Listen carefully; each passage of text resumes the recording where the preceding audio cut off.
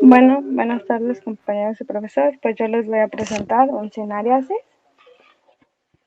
Y bueno, vamos a tener que, tiene varios sinónimos. También se llama asilostomiasis, anquilostomiasis y un cinariasis. Y esta va a ser una enfermedad parasitaria debida a nematodos hematófagos de la familia de las Ancilostomidae. Y pues este va a ocasionar trastornos digestivos, entre otros más. Y los dos causantes de uniscariasis son Ancylostoma duodenale y Necator americanus. Y Ancylostoma fue descubierto en el siglo XIX y le llamaron que era un parásito de viejo mundo. Y ancilostoma significa boca con ganchos. Y Necator fue encontrado en el siglo XX y le dicen también de Nuevo Mundo. Y Necator significa matador. Hablando un poco sobre su epidemiología antes de ya entrar de lleno, pues este va a estar distribuida pues por todo el mundo, en países tropicales y también en zonas templadas. Y ancilostoma duodenale se va a encontrar más en países mediterráneos como Irán, Pakistán, India, Japón y Sudamérica. Y Necator va a ser más en América Latina, África Central y el Sur. Y aquí en México se va a presentar más en lo que es Veracruz, Tabasco, y Oaxaca. Esto pues por su clima, ¿no? Y ahora sí, su clasificación pues van a ser del reino Animalia, su filum va a ser Nemathilmines, va a ser de la clase de los nemátodos, va a ser de origen Estrogilida, de la familia de las Ancylostomatoidea. Su género, pues uno va a ser Necator y el otro va a ser Ancylostoma. Y especie, uno va a ser Americanus y el otro Duodenale. Les voy a platicar un poco sobre las fases que van a tener ambos. Y vamos a iniciar por el huevo recién eliminado. De ahí va a ser el huevo segmentado en 6 células. De ahí va a haber un huevo larvado. Luego lo que va a ser la larva rhabdiforme, que va a salir del huevo. Luego la primera muda de larva. Y por último la larva filariforme. Esta va a ser la fase infectante. Vamos a hablar de Asilostoma duodenale. Van a ver hembra y macho. Y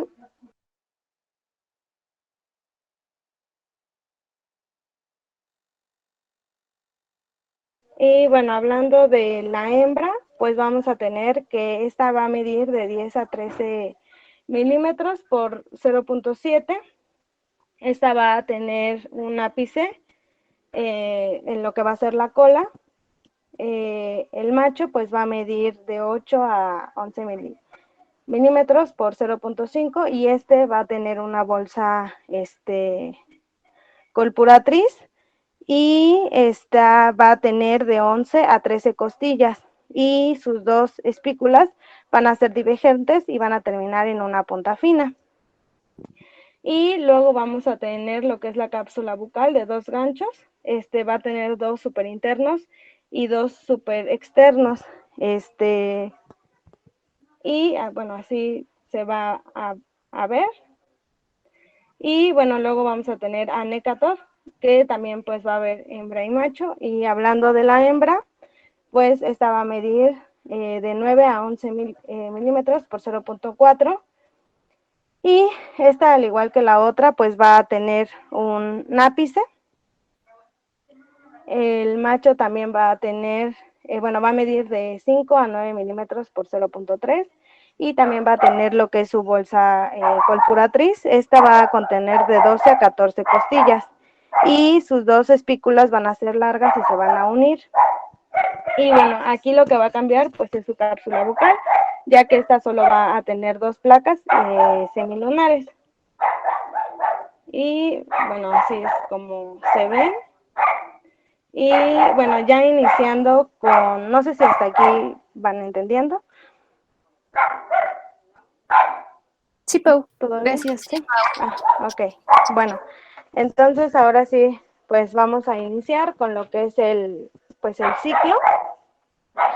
Y bueno, esta pues se va a dar vía fecal. Entonces, pues va a salir lo que les había comentado, que era el huevo recién defecado. Y si recuerdan, pues después vamos a tener al ovulado, el huevo larvado, la larva saliendo. Y bueno, la larva, la que va saliendo, que es la larva rhabdiforme, va a medir más o menos 250 micras. Y ya de ahí se va al tercer día se va a cambiar a lo que va a ser larva 2 y se va a seguir nutriendo pues, de la humedad del piso y todo eso. Y pues vamos a tener después de 3 a 4 días lo que va a ser la larva 3. Ay, bueno, la larva 3, que si recordamos, la larva 3 pues es la forma infectante. Entonces, esta larva 3 ya es más grande, va a medir 500 micras y va a perder su cápsula bucal y va a penetrar la piel. Normalmente pues es por los espacios interdigitales, pero también puede ser en la mano o en el glúteo, en el tórax, en el pie, bueno, en cualquier parte del cuerpo que tenga contacto con. Y bueno, ya de ahí, ay, y bueno, ya de ¿Y ahí, cómo es que perfora la piel?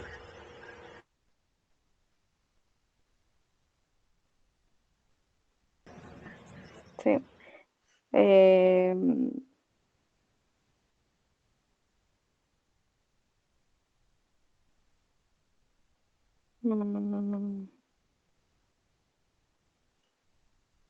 a la hora que pierden su cápsula, Pero ¿cómo eh, va a perforar la piel si se supone que la piel es impermeable?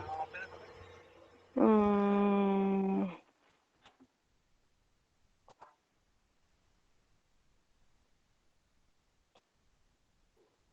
bueno, o sea, mm,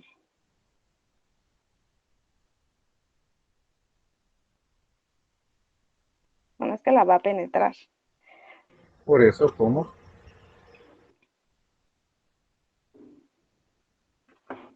Mm, no sé, doctor. A ver, Miguel Ángel, ¿cómo? No la va a penetrar. Lo que va a pasar aquí es que una vez que la larva está en contacto con la piel, estos van a poder entrar a través de los folículos pilosos. Y una vez dentro de ahí, lo que va a pasar es que van a reducir bueno, sí van a producir van a hacer que los eosinófilos se promueven y a la vez van a liberar diferentes tipos de toxinas. Y estas a su vez la larva va a poder entrar a torrente sanguíneo y ya se va a ir a pulmones y corazón y todo lo demás. Pero entra directamente a folículos pilosos. Sí, seguro que por folículo piloso. Sí, bueno, es que yo lo leí y sí me apareció así como folículos pilosos de la piel.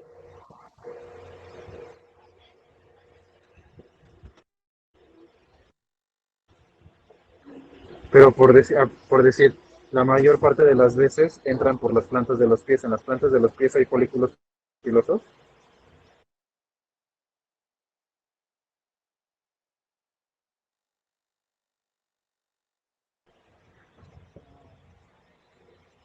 Miguel Ángel.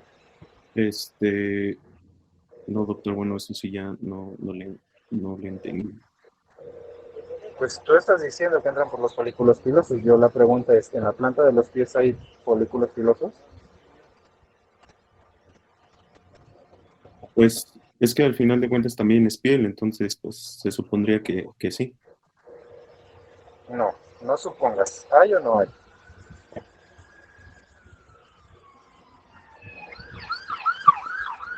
Digo, porque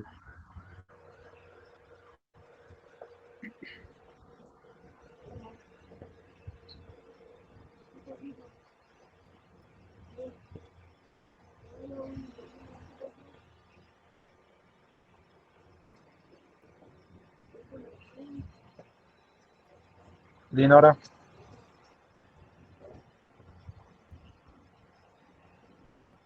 Yo también tenía entendido, doctor, que penetraban la piel nada más, pero la verdad no me sé el mecanismo claramente. Brian, Pues yo también tenía entendido que era eso, a través de folículos pilosos en los espacios interdigitales, doctor. Y que a en partir los... de generaba lo que era Ajá. un eritema máculo pruriginoso, que después pasaba a ser pápulo vesiculoso, pero como tal tampoco tengo entendido bien el mecanismo, doctor.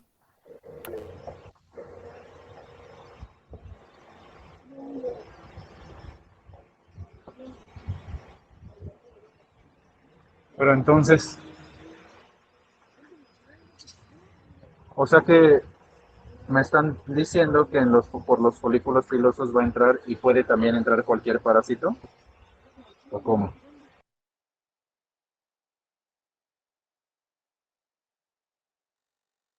Bueno, esta larva también pues está envainada y cuando pues penetra la piel o la zona expuesta la pierde.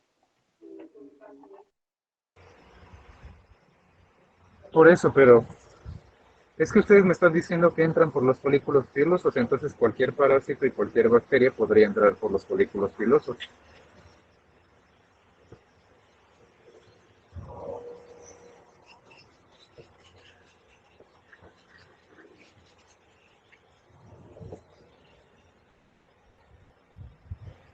Entonces,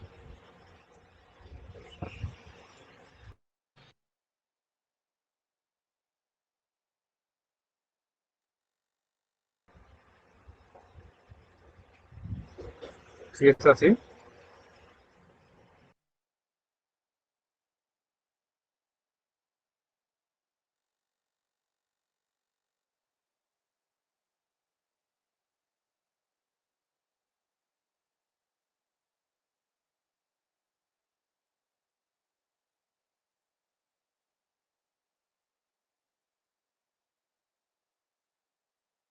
tengo entendido que no todos, porque ahorita, bueno, yo que sepa, no todos los parásitos y virus y bacterias tienden a sobrevivir con la temperatura. En este caso, este sí, porque de hecho se le conoce, bueno, no sé si tenga que ver, la anemia del dinero, y esto se debe a que la larva como tal que está en el suelo sobrevive a la humedad, entonces es por eso que pues logra sobrevivir a diferencia de las demás.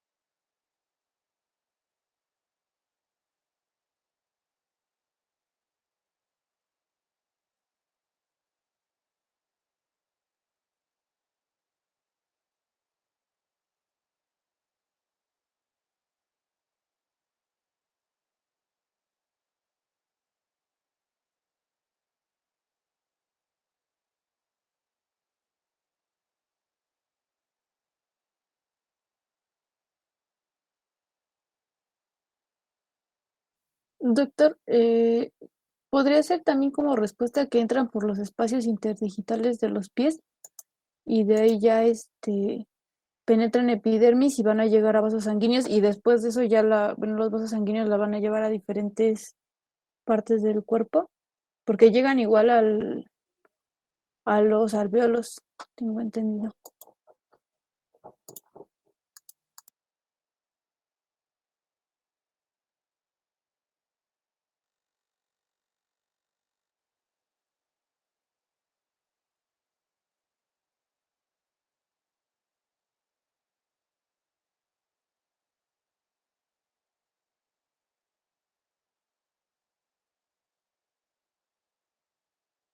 O sea, sí, yo no digo que no entran por la piel y penetran, pero ¿cómo?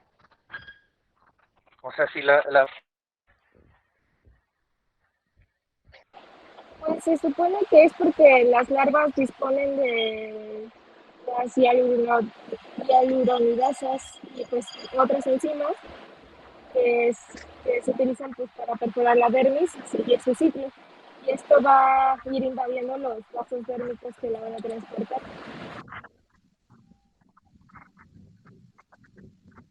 Es que por lo que yo tengo entendido, Necatur casi siempre va a ingresar, bueno, así como lo estamos describiendo por la piel, pero en sí va a perforarla por la vaina que tiene, por su vaina. Y esa, la cual se va a quedar ahí en la epidermis y va a tener pues sí, prácticamente a través del calor humano va a avanzar hacia los vasos sanguíneos. Y a diferencia de ancilostoma, bueno, creo que trabajan muy similares, entonces prácticamente estos perforan por la vaina que tiene. Es así como ingresan en la piel.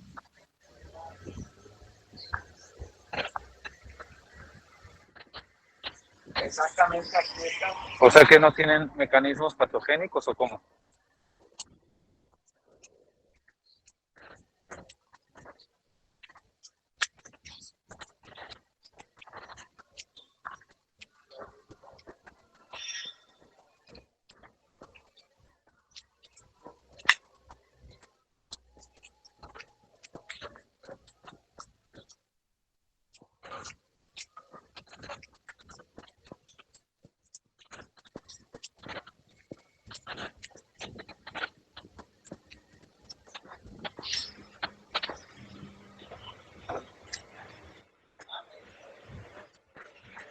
¿Mm? Miguel Ángel. Pues sí debe de tener, doctor, pero bueno, es que esa es la forma en la que creo que así entra a la piel, pero Si no. eso ya lo vieron en parasitología, ¿cómo es posible que no lo sepan?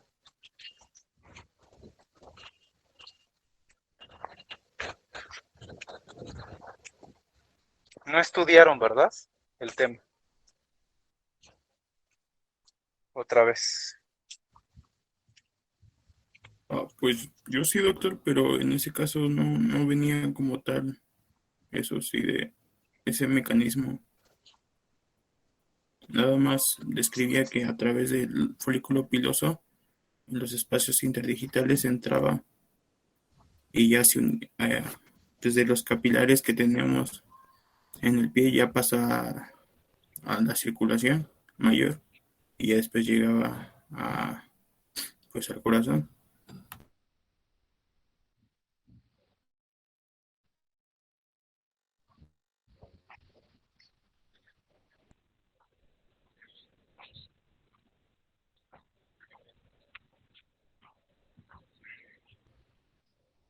¿Y los demás no estudiaron?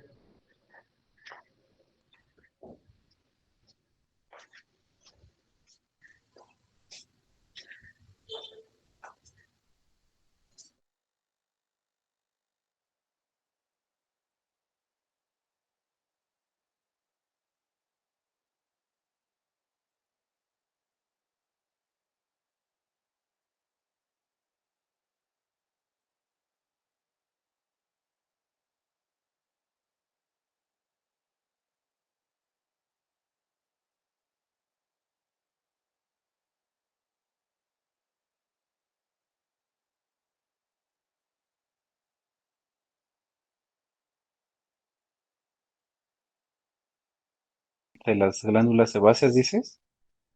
No, de las sudoríparas y en algunos casos pues también sebáceas. Porque, bueno, eso sí está descrito en algunos lados, como dijo mi compañera, aunque la forma más frecuente es a través de la planta del pie y los espacios interdigitales.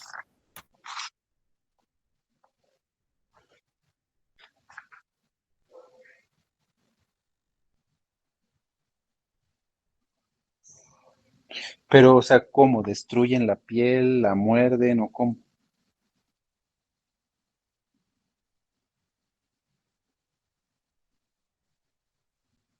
Bueno, es que aunque no lo describe, podría ser por una colagenasa, ¿no?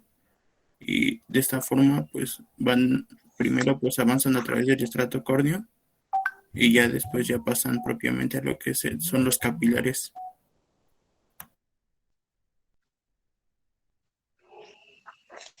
Ajá.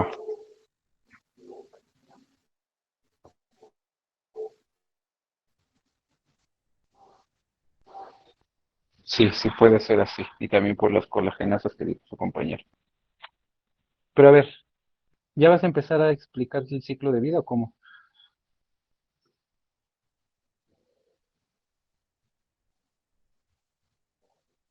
Pues es lo que estoy explicando. Ajá, pero ¿en dónde inicia el ciclo de vida? Pues cuando se desecha en forma de huevo, de ahí Ujú. pues pasa a lo que es un, bueno, huevo bilobulado, luego es huevo larvado, luego es larva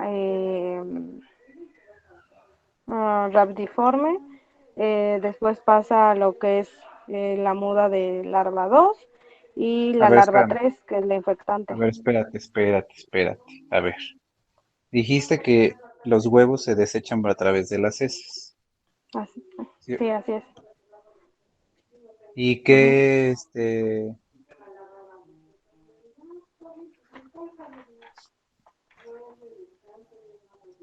en qué ambiente van a crecer los huevos? Pues se dan en temperaturas húmedas, Ujú, arcillosos, suelos arcillosos. ujú. Y ¿Y ya, o cuán- sea, ¿cuántos días? Ajá, cuántos días o cuánto tiempo pasa para que se rompan y ya se libere la larva? Para llegar al larva pasan de 1 a 2 días. Ujú, Y ya de ahí, pues es lo que es la larva 1. Y esta al ajá, tercer día, pues va a ser larva 2. Y ya de ajá, ahí se va a seguir, ¿eh? ajá, Y ya de ahí, pues se va a seguir nutriendo de lo que es, pues, el suelo, la materia. Y ujú, de ahí, pues van a pasar de 3 a 4, 5, de 3 a 4 días, perdón, para hacer larva 3, que es la larva filariforme, que es la ujú, fase infectante. ujú. Y es la que va a penetrar. Así es. A ver, Necator americanos puede poner de 5,000 a 10,000 huevos al día.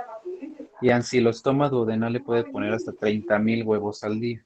Yo lo único que estoy esperando es que se vaya otra vez a Y capturar luego ya por entra. la computadora. A ver, es que me distrae. ¿Alguien está hablando? Me distrae. Ay, Entonces, sí, perdón, fui yo, te dejé el micrófono abierto.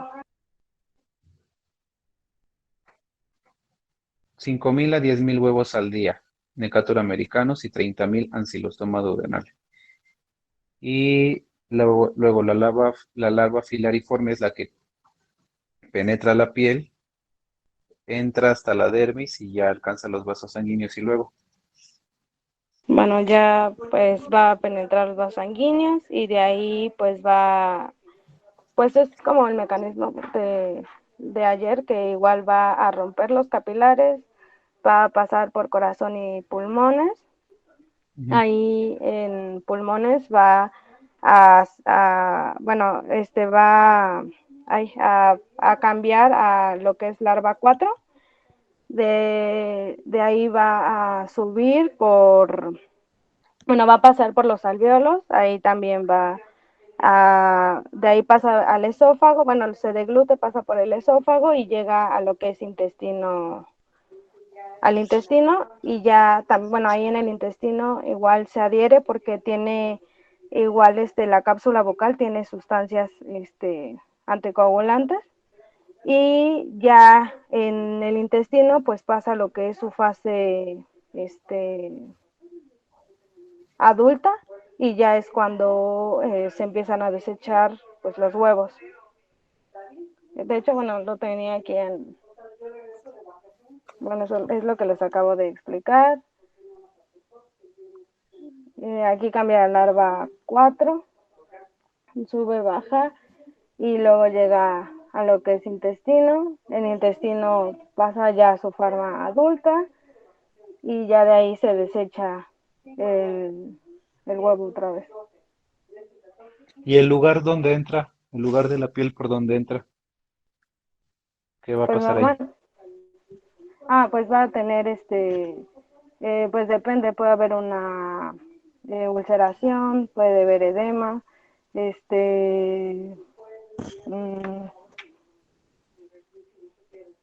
mm, también van a haber pústulas. Ujú. Ujú. ¿Y en el intestino? Pues en el intestino van a haber, pues en el intestino pues puede hacer ulceraciones y pues desgarros porque muerde. Bueno, sí, cuando se adhiere. Entonces, Ujú. también provoca, bueno, tanto en pulmón como en intestino, pues va a provocar pequeñas hemorragias. Oye, pero a ver, pasaste la imagen de los dientes que tienen y las lancetas que tienen Necator americanos y Ancylostoma duodenal. ¿Y cómo es que no se Sí, coagula la sangre? por las sustancias que tienen. ¿Quién? Entre ellas, pues es el factor inhibidor 7A, creo es.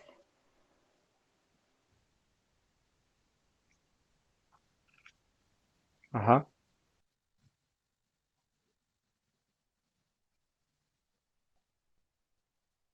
¿Qué más? Y bueno, más o menos dicen que succiona hasta 0.5 por día de sangre. Por gusano. Ajá. ¿Y eso qué va a ocasionar? ¿Qué dato clínico? Eh, bueno, puede provocar una anemia microcítica hipocrómica en casos ya muy severos. Ajá. Y bueno, también pues es lo de mala absorción, melena. Bueno, todo eso lo tengo más adelantito. Ujú. Continúo con lo que voy a decir. Sí. Ok.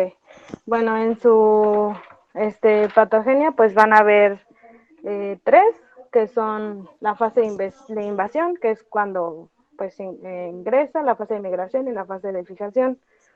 En la fase de invasión es cuando pues entra ya sea por cualquier parte que tenga contacto con el parásito, y esta pues como ya comentábamos pues va a ocasionar pues eritema, vesículas, edema, prurito.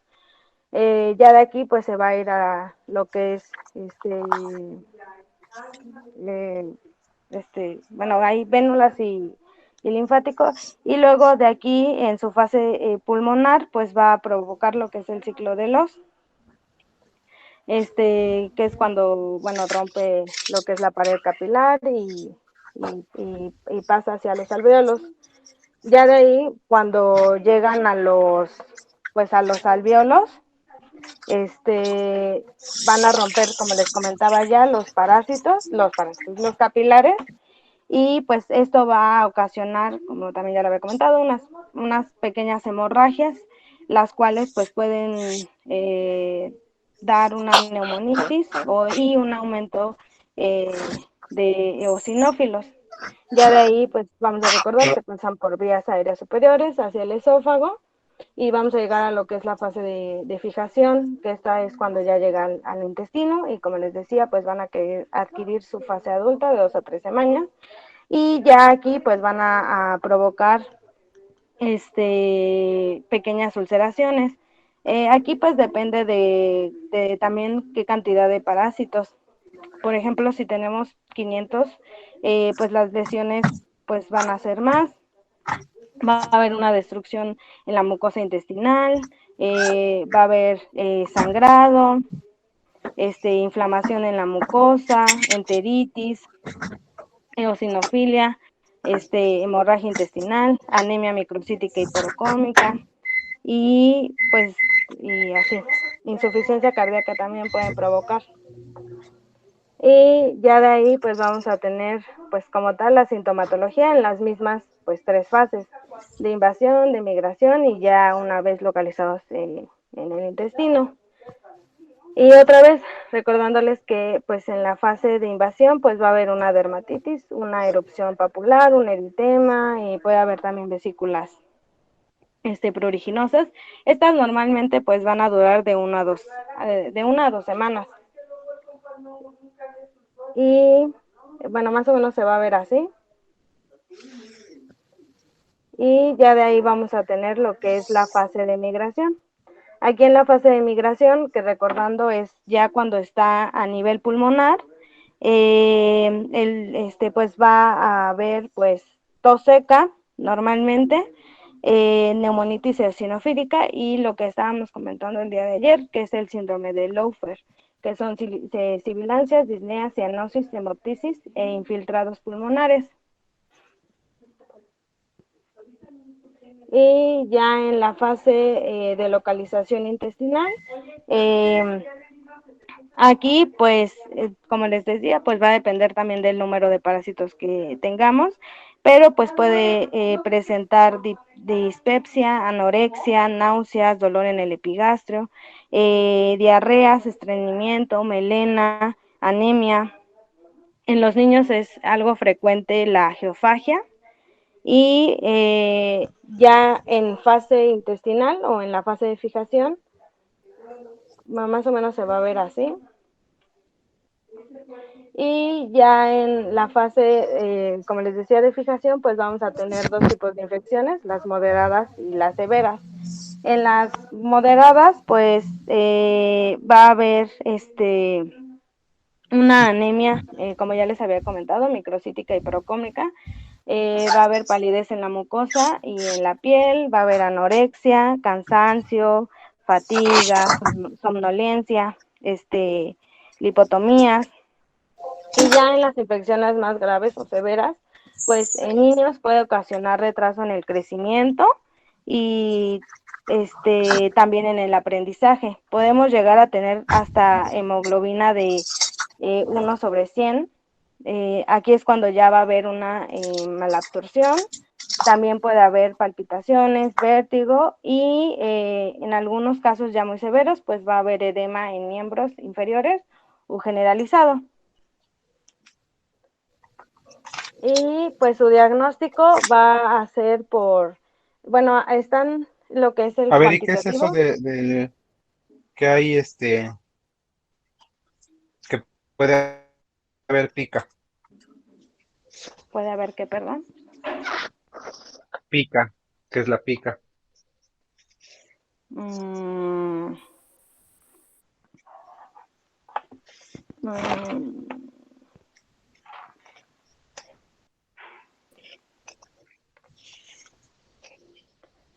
la pica. No sé, doctor. ¿Qué les hago preguntas muy difíciles o cómo?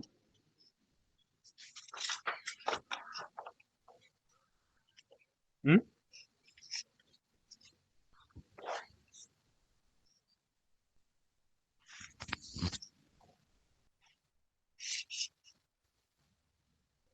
¿Sí les hago preguntas muy difíciles? No, doctor. Es cuando quieren comer cosas no comestibles. ¿Pero por qué?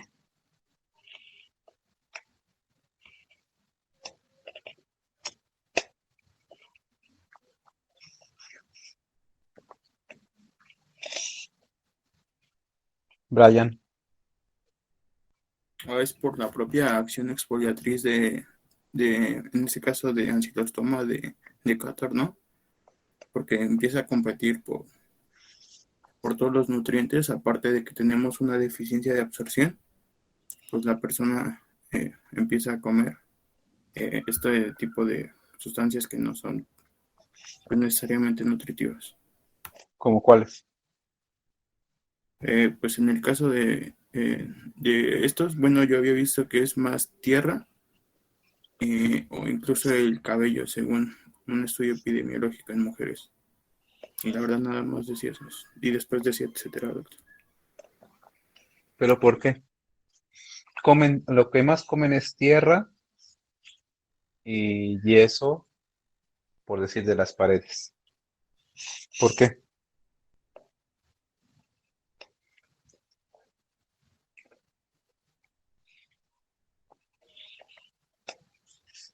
¿No sería más psicológico el hecho de tener hambre?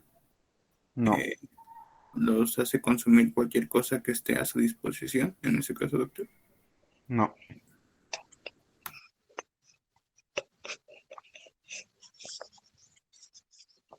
¿Por qué, Hugo? Eh, por lo de la anemia por la falta de hierro. Ajá. ¿Qué tiene que ver eso? Eh, por eso comen más arena para buscar minerales y hierro. Ajá, porque están cursando con una anemia ferropénica. Sí. Bueno, a ver, ¿qué más?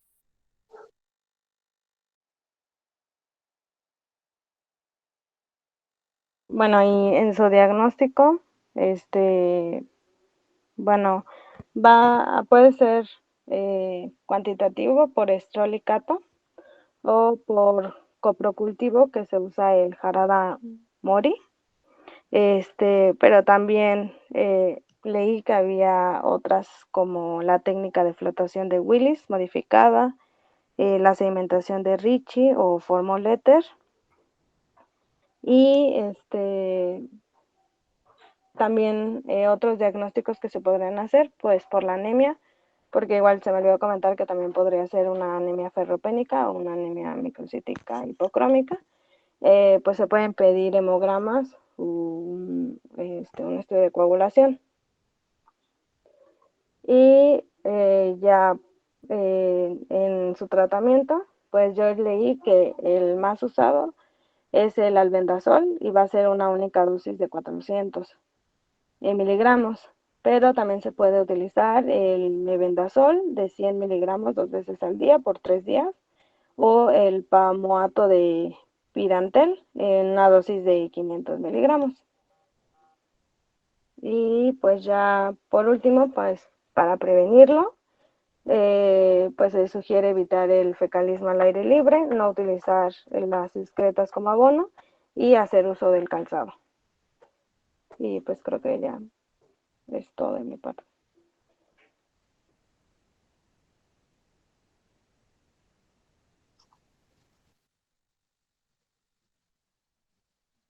Se dan cuenta que todos estos temas que estamos viendo ahorita son temas muy fáciles. Y les hago preguntas y como que no estudian o no se las saben, no sé. Y los siguientes temas que después van a venir van a ser más complicados y van a ser preguntas más complicadas. ¿Qué vamos a hacer ahí?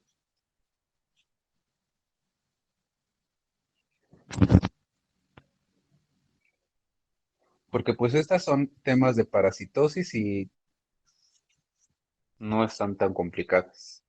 Pero por decir, mañana ya vamos a empezar con faringoamigdalitis y fiebre escarlatina. Y ahí sí voy a preguntar muchas cosas, desde la anatomía, todo, histología, circulación sanguínea, circulación linfática, inmunología, mucha inmunología.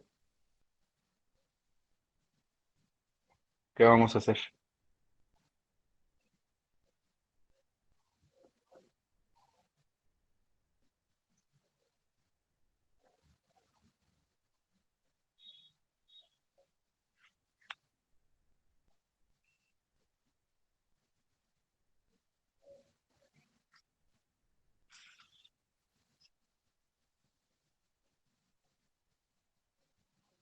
Leer el tema, estudiarlo e investigar.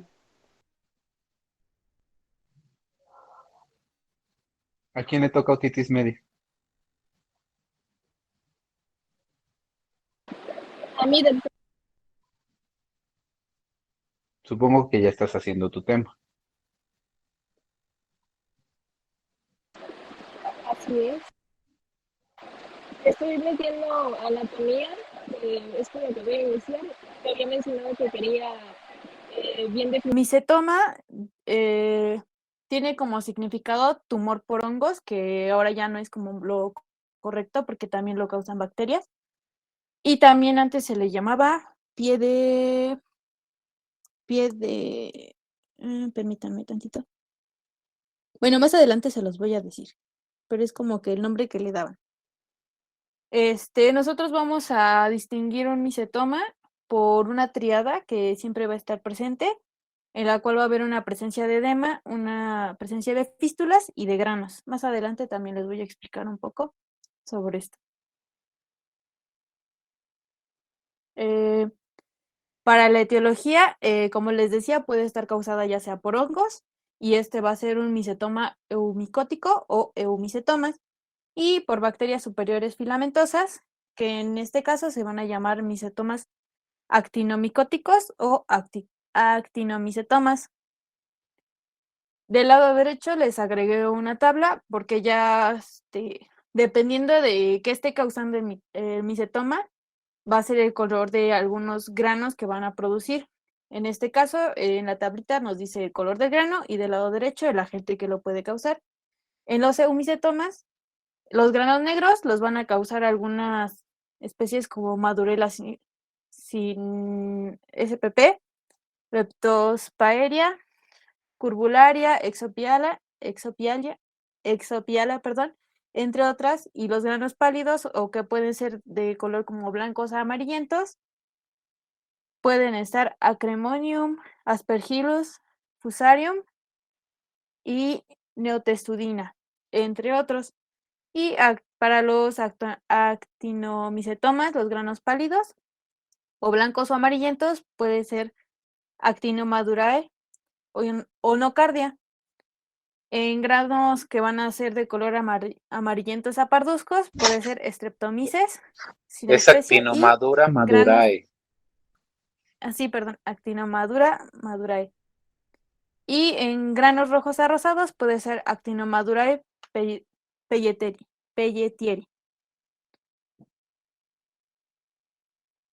En esta etiología vamos a tener que el cuadro clínico del actinomicetoma va a ser de progresión más rápida que en los de eumicetoma.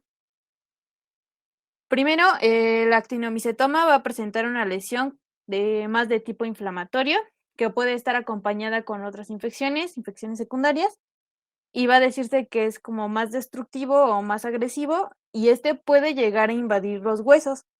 Esto puede ser en etapas tempranas de la infección, va a ir dependiendo también de la cantidad del patógeno que tengamos, y también puede depender de qué tan progresiva sea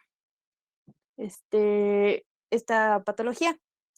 En el eumicetoma va a ser una lesión de crecimiento lento a comparación del actinomicetoma y puede presentar márgenes muy bien definidos, las lesiones, y puede permanecer estos encapsulados por largos periodos de tiempo. Todo esto va a depender también del huésped, dependiendo de si está inmunocomprometido o no. Del lado derecho les puse una tablita comparativa entre los micetomas eumicóticos y actinomicóticos. Y en este caso les puse lo que dice, bueno, en el lado izquierdo viene la enfermedad y del lado derecho viene el eumicetoma y el actinomicetoma. En este caso, el agente causal de eumicetoma va a ser por hongos, ya les había dicho. en el actinomicetoma por bacterias. La lesión del eumicetoma va a ser encapsulada, delimitada, y en el caso del actinomicetoma va a ser difusa y va a estar mal delimitada, va a ser, por decirlo así, pues sí, mal delimitada. En los trayectos fistulosos puede haber pocos trayectos en eumicetoma y en actinomicetoma puede haber más trayectos pus- pustulosos, fistulosos, perdón, ya que como les había dicho es como más agresiva. El color de los gránulos va a depender, en eumicetoma casi siempre son blancos, pero también puede haber granos negros, y en el actinomicetoma pueden ser diversos, pero nunca negros. En el curso, ya les había dicho, eumicetoma lento y progresivo, en actinomicetoma inflamatorio y rápido. El compromiso se va a depender. En el eumicetoma tiene que haber un largo periodo de haber adquirido el eumicetoma para que llegue a alcanzar o a penetrar hueso, y el actinomicetoma sí puede ser hasta en etapas tan tempranas. Y en el tratamiento también va a depender, depende de qué agente esté causando el micetoma. En algunos casos, en los eumicetomas, vamos a tener que, de elección, casi siempre son los azoles, y también va a ir dependiendo de cuánto tiempo tengamos de la lesión, porque se puede corregir incluso con cirugías, y también se complementa con antifúngicos. En el actinomicetoma va a ser un poco más complicado, ya que podemos dar diversos tipos de medicamento. En el tratamiento les voy a comentar los que son más comunes, y casi siempre se pueden llegar a combinar 2 o 3 medicamentos y se pueden ir como que variando por periodos de tiempo. También en este caso sería todo de la tablita, que en los demás, bueno, en las demás partes de abajo les dice más o menos lo mismo que les decía, que va a depender, que puede hacer un tratamiento con cirugía, y también en otros casos con medicamentos combinados.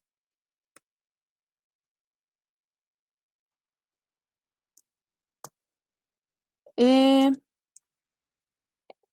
Aquí lo que ya les había dicho, los que causan micetomas pueden ser hongos y bacterias, que estas se van a encontrar específicamente en plantas y en el suelo. En los granos oscuros, como les decía, hay granos oscuros y granos pálidos. Y aquí les puse unas imágenes de cómo se llega a ver un micetoma. Y en la imagen de la derecha se puede ver lo que le decía de la triada: edema, fístulas y granos. En este caso, pues están los granos.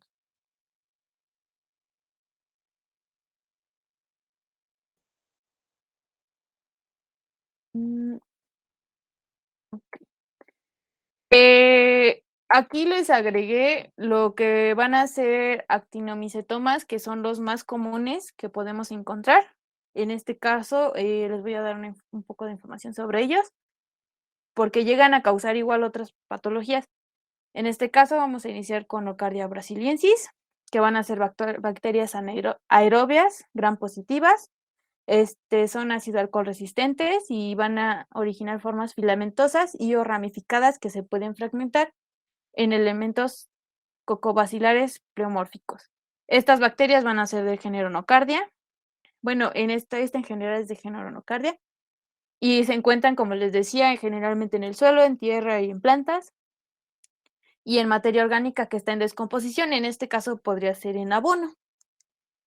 En la fase de crecimiento de esta bacteria va a tener superóxido dismutasa, catalasa, factor cuerda, inhibición de la fusión fagosoma-lisosoma, y también puede ayudar en el bloqueo de la acidificación fagosomal.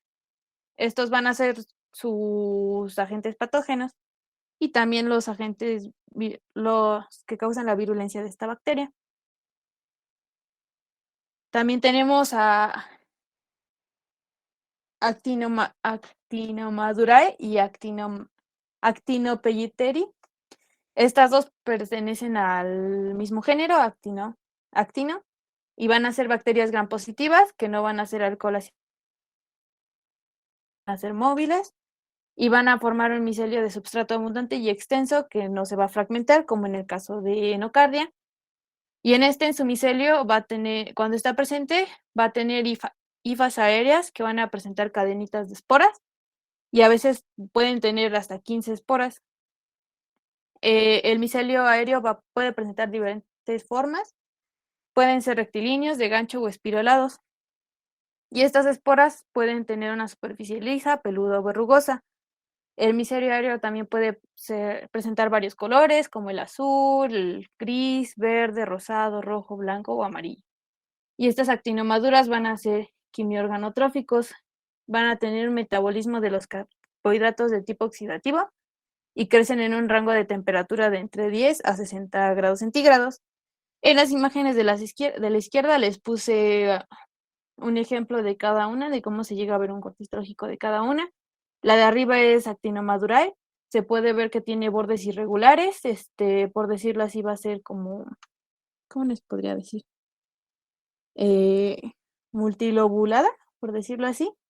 Y actinopelletieri va a ser como más regular, más circular, sin los bordes así como segmentados. Los otros más comunes del eumicetoma van a ser Madurella micetomatis y Madurella grisea. Primero, Madurella micetomatis va a ser un hongo filamentoso.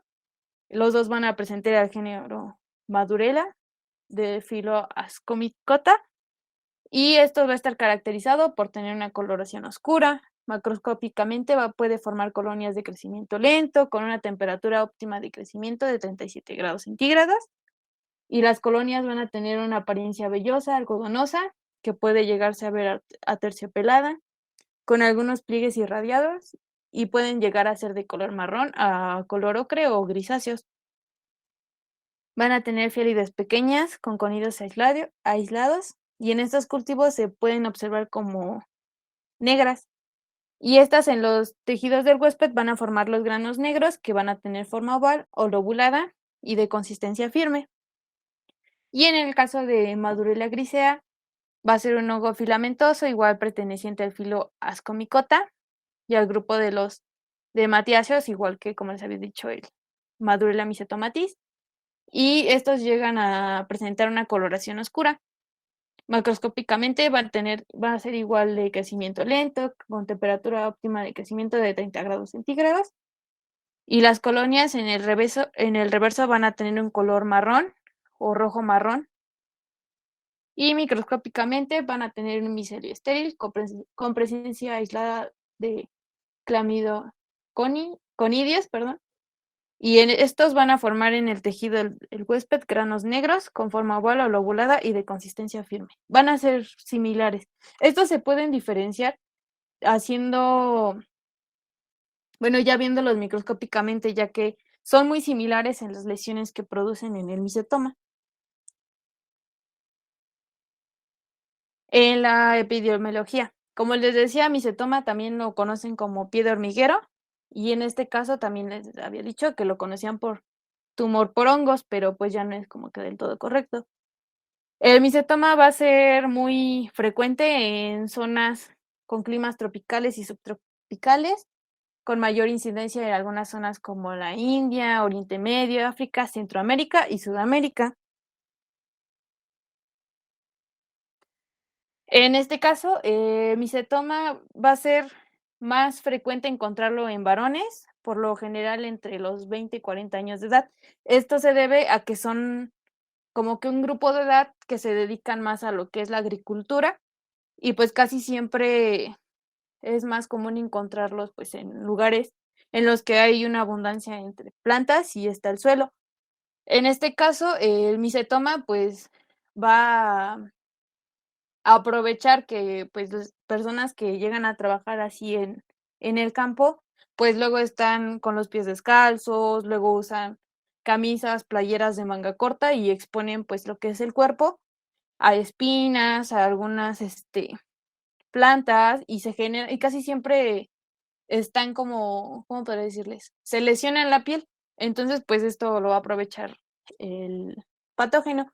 Y encontré una bibliografía, pero la verdad estuve buscando más a profundidad y no encontré mucho, en el que decía que también era más común en los varones, no solo por el oficio, sino que porque la progesterona ayudaba a la inhibición en el crecimiento de algunos agentes que causan micetoma. También a nivel mundial, la causa más frecuente del micetoma o el agente más común del micetoma va a ser Madurai micetomatis. Y esto en Centroamérica y en Sudamérica, que es el lugar pues, donde vivimos, va a haber Madurai grisea y también algunas especies de nocardia, como en el caso de nocardia brasileña.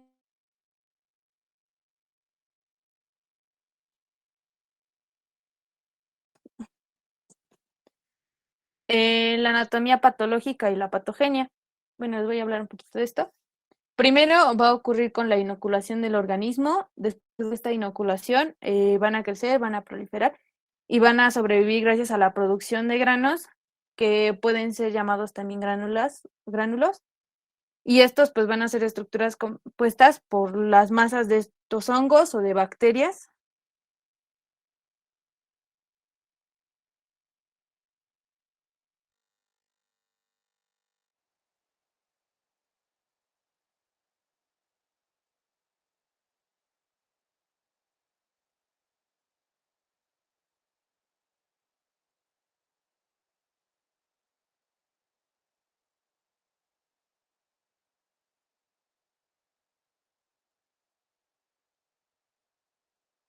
Como les decía, hay algunos que llegan a ser más virulentos. También algunos de los abscesos van a contener granos que pueden ser asociados a inflamación granulomatosa y en este caso se tiene que llegar a hacer un diagnóstico diferencial, ya que tenemos otras patologías que pueden igual provocar edema o granos.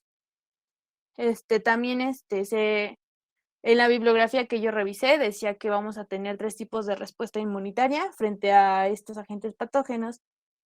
En el primer tipo de respuesta que les voy a dar,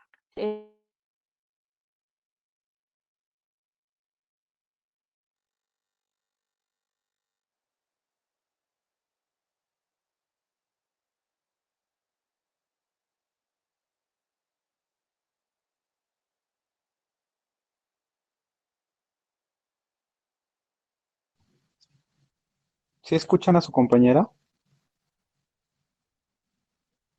No, doctor, no se escucha.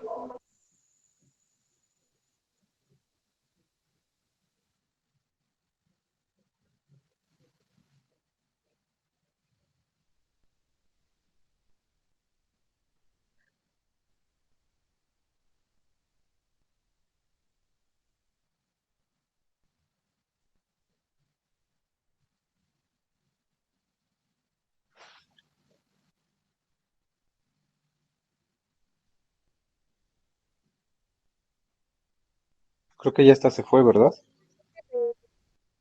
el internet. Ya regresé. ¿Hasta dónde? Perdón, se me fue el internet. Ay, ¿Me no. podrían Solo a decir ustedes les pasan cosas así, niños. Sí, disculpen, me acabo de dar cuenta porque me pareció que había perdido la conexión. Pero ¿me podrían decir en qué diapositiva me quedé?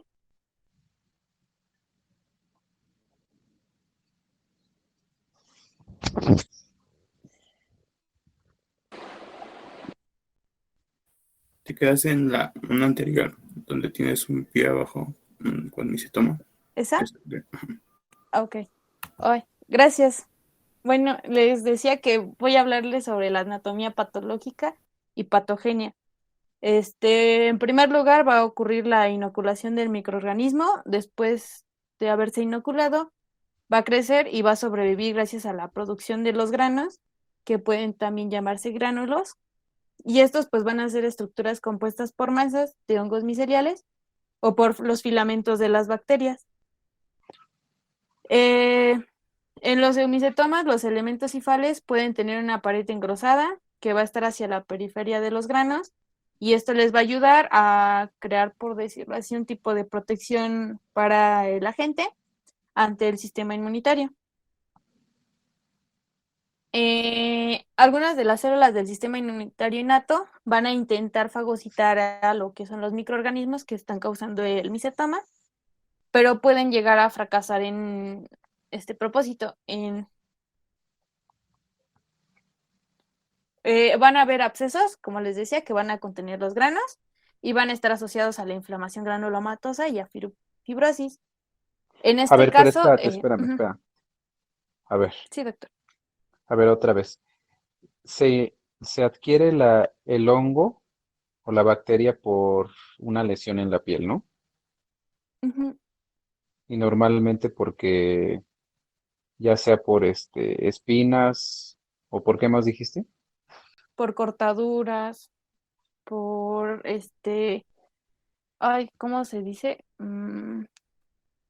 Por contacto directo al suelo. Bueno, los agentes que van a causar el micetoma van a estar en plantas y en suelo principalmente. Entonces, al momento de que las personas se lesionan, ya sea que les cause alguna cortadura, algún tipo de rasguño, van a adquirir bueno, si se encuentra el organismo, bueno, el microorganismo en el suelo o en alguna planta, lo van a adquirir. También depende de qué tan inmunocomprometidos estén este huésped, pues. Y ahorita vas a decir las partes del cuerpo donde son esos, ¿no? Sí, ya los mencioné hace rato, que llega a producir, pero bueno, las vuelvo a recalcar porque me faltaron algunas. Regularmente el micetoma se va a inocular en lugares que estén expuestos, principalmente o más del 75% de las lesiones del micetoma van a estar en los pies.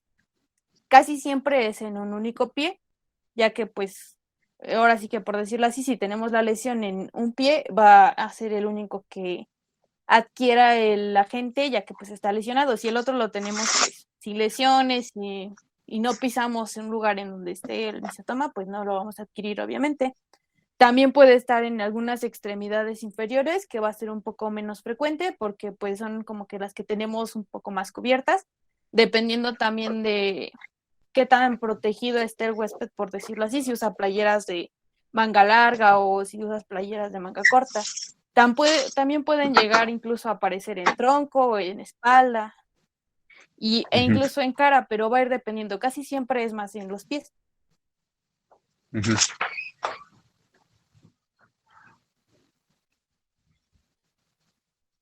Bueno, ¿Sigo, ¿y, doctor? como cuánto tiempo tardan en aparecer las lesiones? Eh, Eso no lo vi, doctor. Yo vi que podían tardar algunas semanas, pero no vi en sí cuánto, porque va a depender también del tipo de agente. Algunos van a ser de crecimiento lento y algunos van a ser también de crecimiento pues progresivo, Ujú.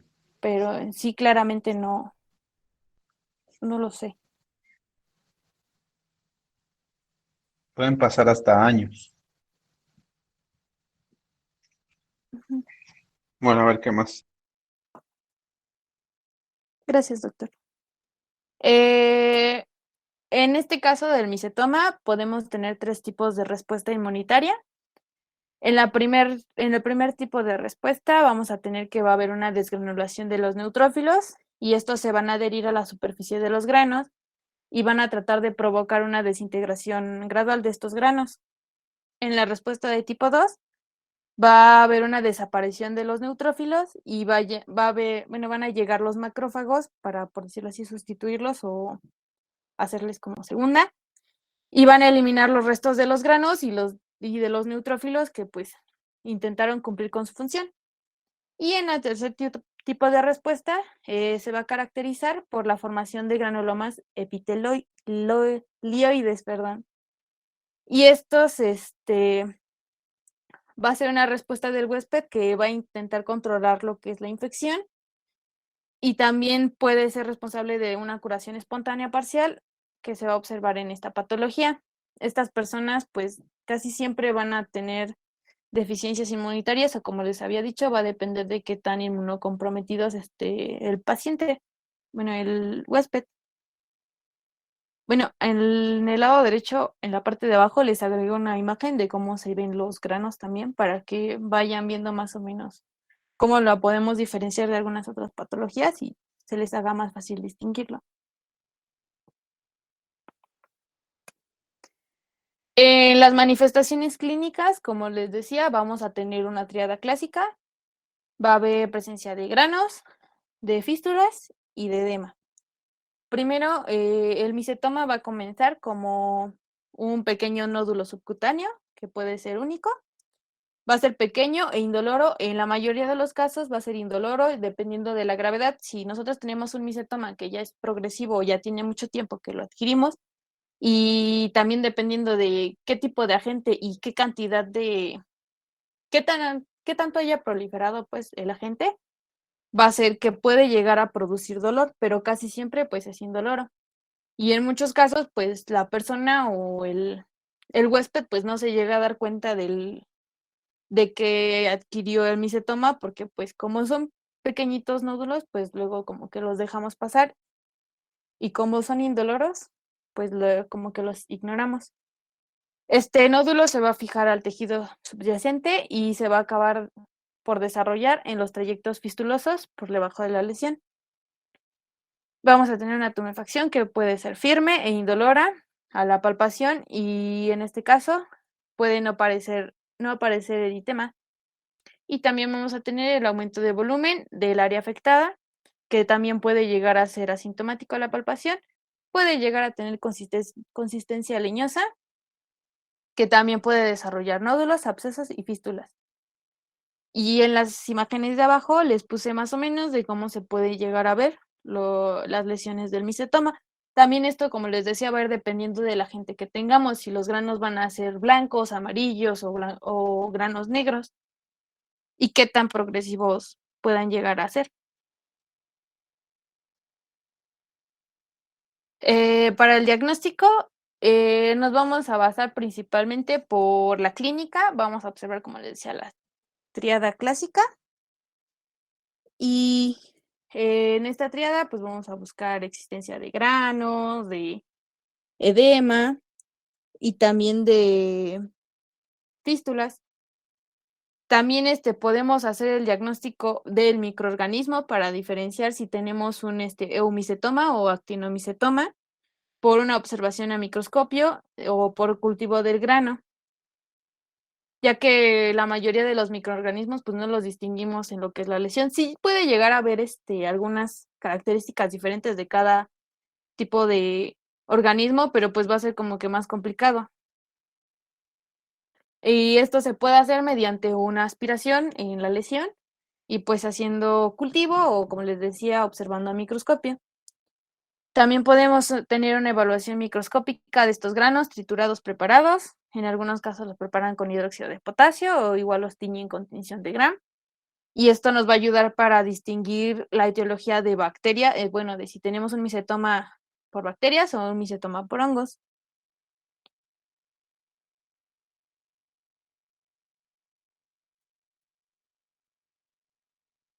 En el caso del tratamiento, como les decía, va a depender. Primero lo que vamos a hacer, pues, si tenemos un micetoma que va a ser, por decirlo así, ¿cómo podría decirles? Recién adquirido o reciente, podemos realizar cirugía o un uso de fármacos antimicrobianos. Pero si nuestro micetoma pues ya tiene un poco más de tiempo o ya es como más, sí, más antiguo, lo que vamos a hacer es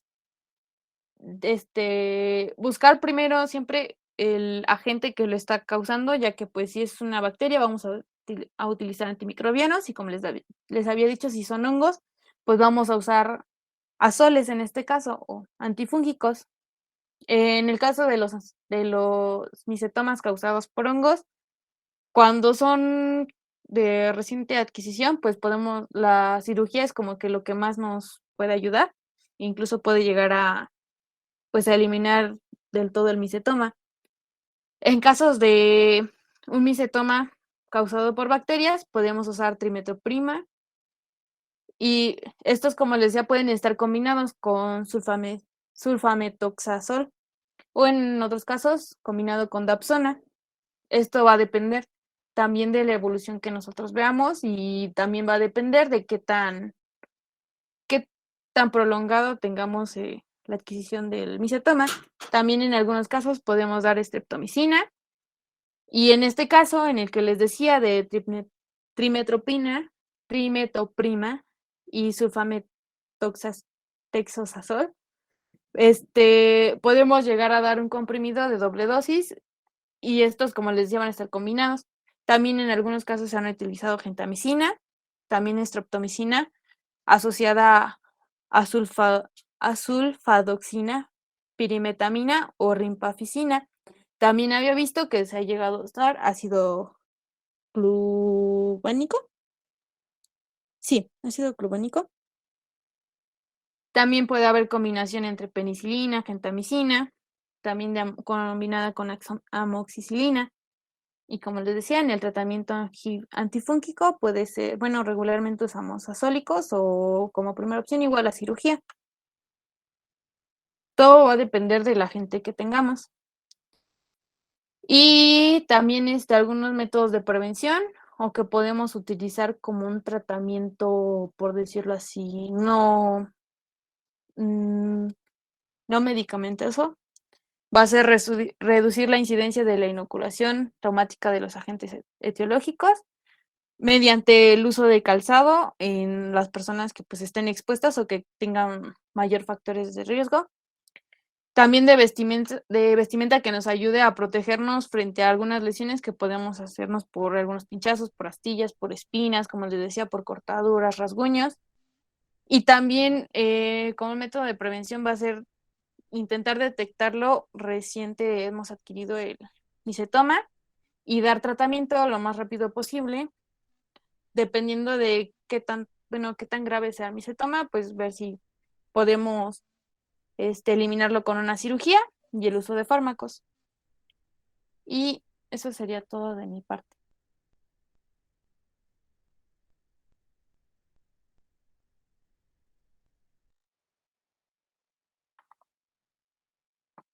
No sé si tengan alguna duda.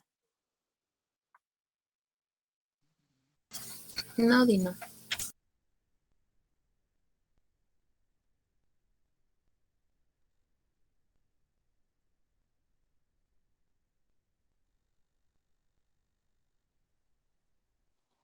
Sí, Y puede convertirse en una enfermedad sistémica.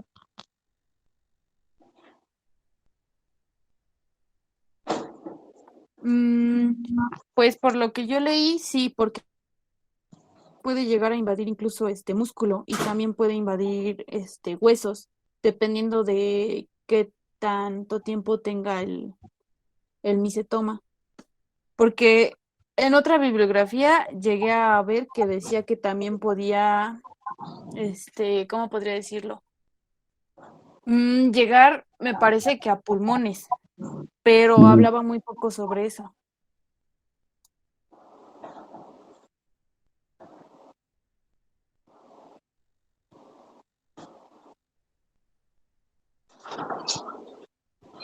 Y luego,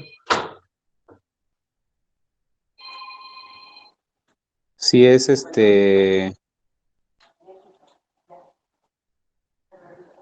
bueno, si es por actinomicetomas, ¿qué se da? El trimetoprim dijeron, ¿no? Trimetoprim, ¿por cuánto tiempo se da el tratamiento?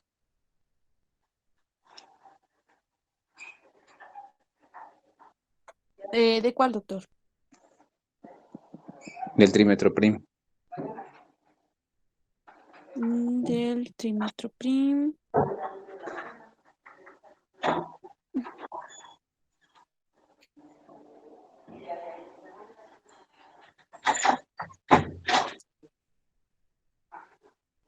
Del trimetoprim no lo tengo. Tenía el de ketoconazol, que iban a ser 200 a 400 miligramos por día. y van a depender porque en algunos casos iba a ser durante periodos de 9 o 36 meses, dependiendo de qué tanto progreso veamos. Y si no funcionaba, pues podíamos llegar a aplicar otro tratamiento de Azor, pero en el de trimetoprim, no recuerdo, doctor. Pero igual iba a ser por meses y dependiendo de, ¿cómo podría decirlo? De qué tanto veamos el progreso, lo podíamos cambiar, porque incluso en la bibliografía aparecía que había varios cambios de medicamento, como que había varias combinaciones en un solo tratamiento. Y para el eumicetoma,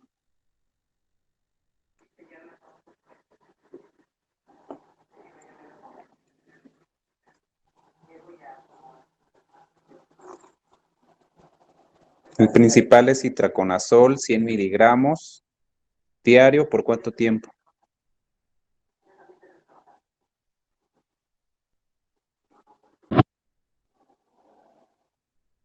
¿Mm? Yo vi que podía ser hasta 9 meses, pero iba a depender, porque decía que o sea, podía ser de hasta 9 meses y podía Ujú, llegar a ser en algunos casos hasta 36 meses. ujú. Ok, bueno.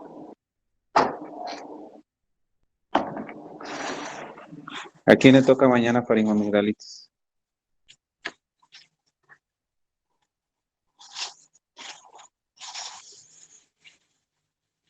¿Mm? A ¿A quién Daniela le- Gómez, doctor, pero A Daniela, doctor, le mando mensaje. contestó Ni por entra a la clase esa niña? Está en clase y le mando mensaje por aquí, por la llamada. ¿Está en clase de qué? de aquí, doctor. De hecho, ya participó varias veces, pero dijo que no.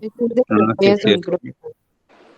Mandó un mensaje, dice que le falla el micrófono. Desde el principio lo Ah, sí. ¿Y fiebre escarlatina a quién le toca? A mí, doctor. Bueno, entonces mañana nos vemos.